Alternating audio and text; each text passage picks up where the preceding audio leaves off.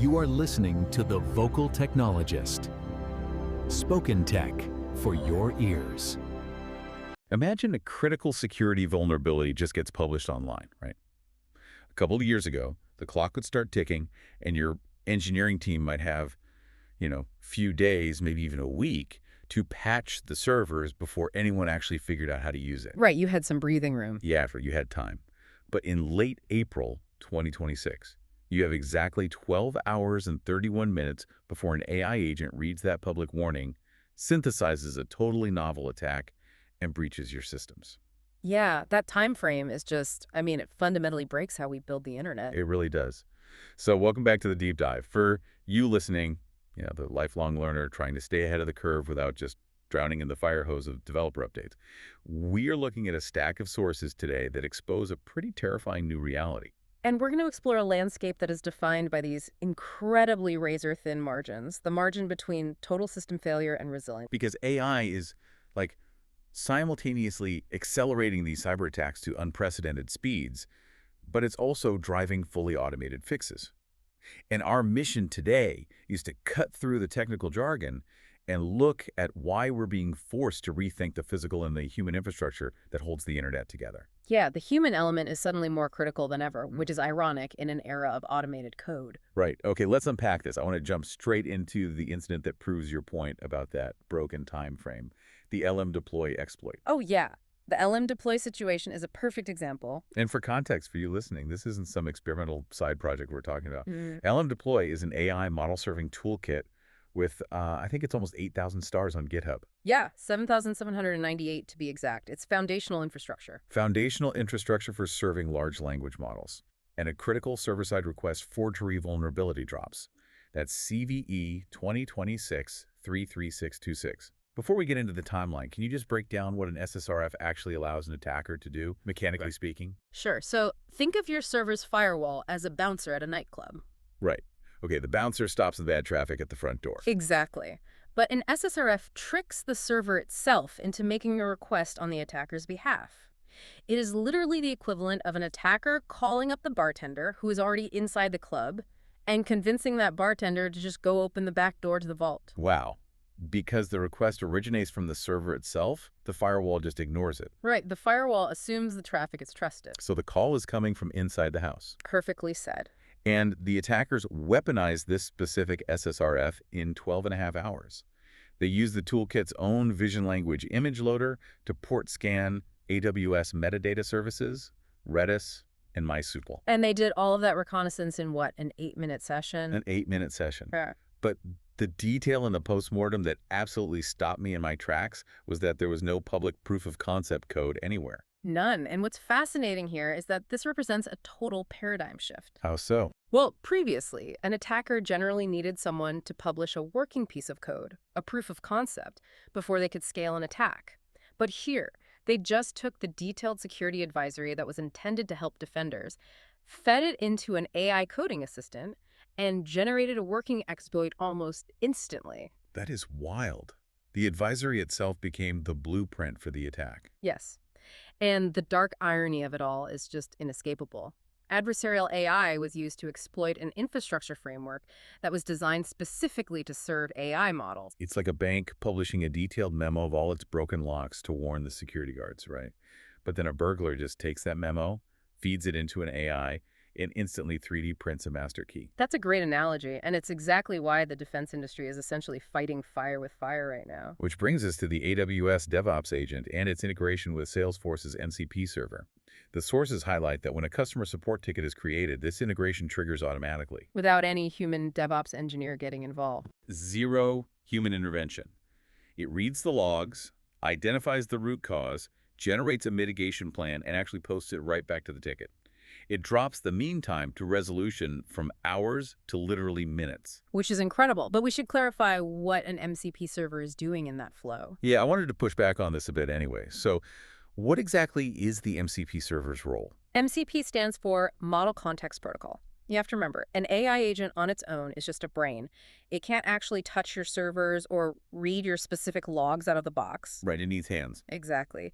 The MCT server acts as the standardized adapter. It securely connects that AI brain to your specific infrastructure tools, giving the bot the context and the permissions to read those AWS logs safely. Okay, I get that. But wait, if AI is reading the advisories to launch the attacks, and AI connected via this MCP is conducting the incident response to fix them, are we just setting up digital rings for bots to fight each other inside our servers? I mean, yes, that's exactly what's happening. We're entirely removing the human operator from the immediate reaction loop. But taking the human out of the loop isn't just a strategic choice anymore. It's a mathematical necessity. Because of the timeline compression. Exactly. Look at the latency involved here. If an advisory becomes a weaponized exploit in 12 hours, and a bot can scan your entire AWS metadata in 8 minutes, human response times are completely obsolete. Right, you can't page a human engineer, wait for them to wake up, pour some coffee, parse through the logs, and expect them to stop a machine speed attack. You just can't. Automated incident investigation is no longer a luxury. It is a mandatory baseline for survival. The bot versus bot architecture is literally the only defense that scales to the speed of the threat. So what does this all mean for the underlying systems? Because that implies the bots actually have the tools to do their jobs. You can't let an automated agent loose to fix a system if the infrastructure itself is structurally flawed, right?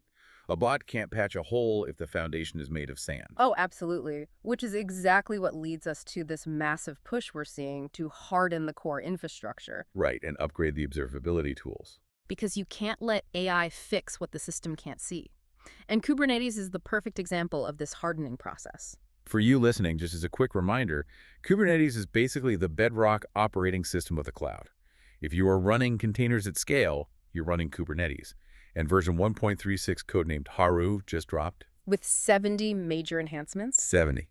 And looking through the release notes, the focus is aggressively weighted towards security to prevent the exact exploits we were just talking about. They permanently disabled the Git repo volume type. They say it was to stop critical root level exploits. Right, so the Git repo volume type was an older feature. It basically allowed a container to automatically clone a Git repository right when the pod started up. But how did that create a root level vulnerability? Well, the mechanical flaw is that if an attacker compromises that external Git repo or manipulates the DNS to point somewhere malicious, they completely control the code executing during initialization. So an AI attacker could swap out a repository in the minutes before a pad spins up. Exactly. So by permanently disabling it, Kubernetes is shutting down an entire class of supply chain attacks. They also fully deprecated the external IPs field. For similar architectural reasons, it was a known footgun that allowed for severe IP spoofing. Deprecating it forces engineers to use structured routing methods, like the Gateway API, which are much harder for a script to hijack. Okay, so the roads are secured. But speaking of structured routing and visibility, we have to talk about how these bots actually see what they are defending. Datadog launched their governance console to prevent configuration drift. But the one that blew my mind was Pyroscope 2.0. Oh, the scale of Pyroscope is just difficult to comprehend. It's an open-source continuous profiling database. And since April 2025, they have processed 19.5 petabytes of profiling data in Grafana Cloud. 19.5 petabytes. And they achieved this by changing their architecture to eliminate something called write-path replication. They cut their symbol storage by 95%. But what is the actual mechanism there? What does eliminating write-path replication actually do? Okay, so continuous profiling means taking a snapshot of what your CPU and memory are doing, like up to 100 times a second, across thousands of servers. Which generates just a tsunami of data. Exactly. In older architectures, write-path replication meant every single incoming data point was immediately duplicated to multiple storage nodes as it was written, just to ensure high availability. Okay, so making copies on the way in. Right. But Pyroscope 2.0 strips that away. They ingest the data directly, compress it heavily, and rely on decoupled object storage for durability instead of copying the raw stream multiple times. It's a brilliant mechanical shift. And it makes analyzing petabytes of data financially and computationally viable. Yes. And alongside that, you have Amazon CloudWatch adding open telemetry container insights for EKS. Right, the key feature there being flexible querying via PromQL for high cardinality metrics. I know cardinality gets thrown around a lot. Can you ground that for us real quick? Sure. Cardinality just refers to the number of unique values in a dataset. A low cardinality metric is something like an HTTP status code. You only have a handful of options, 200, 404,500. Right. Very limited options. But a high cardinality metric is something like a unique user session ID across a massive global cluster. You are dealing with millions of unique identifiers. Historically, querying that would just crash a dashboard. But integrating PromQL fixes that. Yeah, it allows systems to slice through millions of highly unique data points in real time without falling over. Okay, so bringing this back to listener. Observability used to be pitched as a dashboard for a human operator, right? You look at the dials to make sure you have gas. But handling 19.5 petabytes of data or millions of session IDs, that is not for us. With tools like Pyroscope, it's more like the nervous system of an autonomous vehicle. Exactly, feeling every bump in the road in real time. If we connect through to the bigger picture, all this high cardinality data isn't really for human eyes anymore. A human brain literally can't process a dashboard with 3 million lines on it. We can't. It is the fuel that allows systems like that AWS DevOps agent to accurately diagnose the root cause without human intervention. The sensors aren't there to show the human driver a picture of the road. They're there to send microvoltage signals to the autonomous brain. So it can adjust the steering wheel in milliseconds. Precisely. Here's where it gets really interesting, though. We have this hyper-scaled, automated infrastructure. The bots are driving the car, and they have an incredible nervous system. But we are still the ones laying the asphalt. And the physical reality of maintaining these systems is cracking under the weight of its own abstraction. Yeah, the friction between the conceptual elegance of the cloud and the physical reality of operations is becoming a massive debate. I mean, look at that viral blog post from the Stack, "I am building a cloud." The author just bluntly critiques current cloud platforms. Arguing they're fundamentally flawed and overly restrictive. Right. They use abstractions that make simple networking and storage unnecessarily difficult. AI and protocols don't just run themselves on air.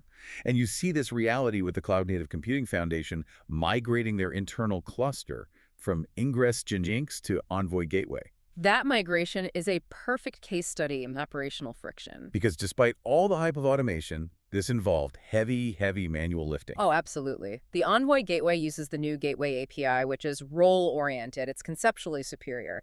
But transitioning from an older monolithic controller, it requires tearing up the roads while traffic is still flowing. You're managing certificate management, load balancing, TLS configuration, all by hand. Right. An AI agent cannot negotiate a new architectural paradigm with your security team. It requires grueling human labor. We as an industry obsess over the magic of decentralized protocols. We talk about the Fediverse like it's invincible. Like the recent DDoS attacks on Bluesky and Mastodon. Yes. The narrative is always that it's inherently resilient because there's no single point of failure. But we forget that decentralized server often just translates to someone else's computer that they personally have to wake up at 3 a.m. to fix during a DDoS attack. This raises an important question, doesn't it? Are the technologies we rely on actually sustainable, or are we just masking fragile architecture with complex cloud abstractions? Because the protocol itself doesn't offer physical resilience. No, decentralization just distributes the operational burden across thousands of individual people. The network stays up because a loose coalition of server operators are sweating through the night, manually adjusting rate limits. Resilience is just human sweat equity, which forces us to look at the ultimate goal here. If the infrastructure is this hard to maintain and AI is automating both the problems and the solutions, we have to look at the human impact. Who are we actually building this for? And is it actually working? Right. The leaders at the Harness Summit, specifically Gene Kim, zeroed in on this. They asked a brilliant question.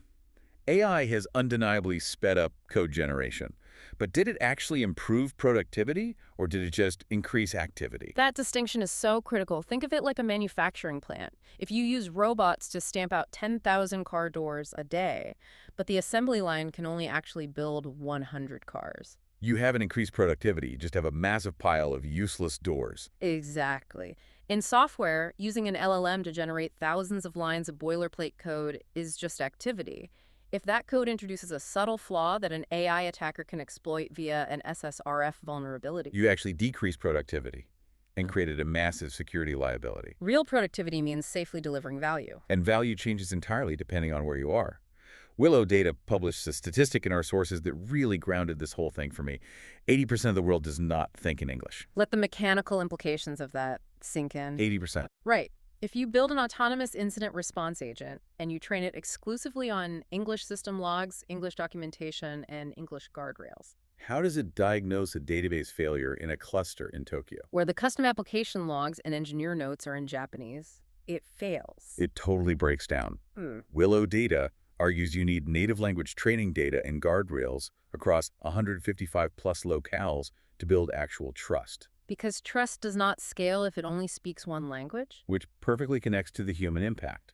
PagerDuty.org just invested in an impact cohort of global health and crisis response organizations. This is where we find the actual applied value of everything we've talked about today. Exactly. They're using these AI-driven tools to scale healthcare access in underserved communities. Because the true measure of these DevOps advancements isn't how fast LM deploy was exploited, or that Pyroscope processed 19.5 petabytes. It's whether platforms like PagerDuty can use these resilient systems to deliver crisis response to a community in their native language. That is what real productivity looks like.